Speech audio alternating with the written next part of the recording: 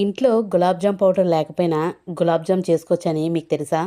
ఇంట్లో బ్రెడ్ గానీ, బన్ గానీ ఉంటే తప్పకుండా గులాబ్ జామ్ చేసుకోవచ్చు ఇంట్లోని. చాలా సాఫ్ట్‌గా గులాబ్ జామ్ లాగా అయితే వస్తాయి. ప్రాసెస్ చూసేయండి. ఇక్కడ నేను 3 బన్స్ అయితే తీసుకున్నాను. మీకు ఎక్కువ క్వాంటిటీ గులాబ్ జామ్స్ కావాలనుకుంటే ఇంకా ఎక్కువ తీసుకోవచ్చు. ఈ 3 బన్స్ పైన లేయర్ ఉంటది కదా! Brown layer. అది చక్కగా తీసేయండి. తీసేసి ఓన్లీ వైట్ పార్టే ఉంచండి.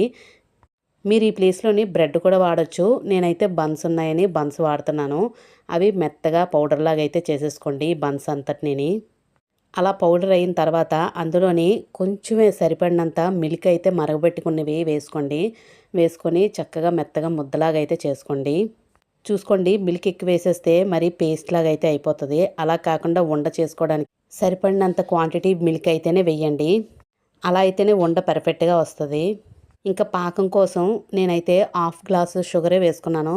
మళ్ళీ హాఫ్ గ్లాస్ వాటర్ వేసుకొని ఒక్కసారి మరిగించాలండి. అలా మరిగిన తర్వాత కొంచెం చిటికెడు ఇలాచీ పౌడర్ అయితే వేసుకోండి. ఇంక ఫైనల్‌గా సిరప్ అయితే రెడీ అయిపోయింది. ఇప్పుడు ఈ పాకాన్ని పక్కన పెట్టేసుకోండి.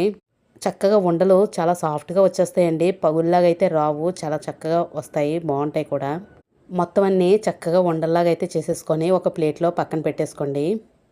చూసారు కదా! ఫైనల్‌గా వంటలైతే రెడీ అయిపోయాయి. ఇంకా ఇవి ఆయిల్‌లో వేసి ఫ్రై అయితే చేసుకుందాము.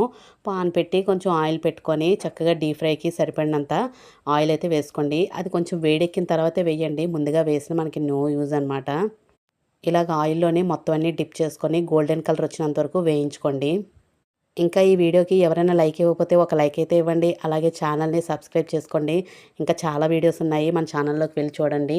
ఇంకా ఈ వీడియోస్‌ని ఎవరైనా మీ ఫ్యామిలీ ఫ్రెండ్స్‌కి ఎవరికైనా తప్పకుండా షేర్ చేయండి. ఇంకా ఫైనల్‌గా ఇది ఫ్రై అయిపోయి గోల్డెన్ కలర్ చూసారా ఎంత బాగున్నాయో!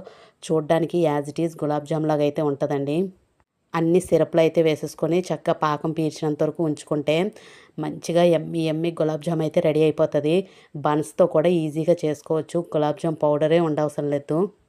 మీరు కూడా తప్పకుండా ఇంట్లో ట్రై చేయండి ఈ రెసిపీని. చాలా పర్ఫెక్ట్‌గా వస్తది.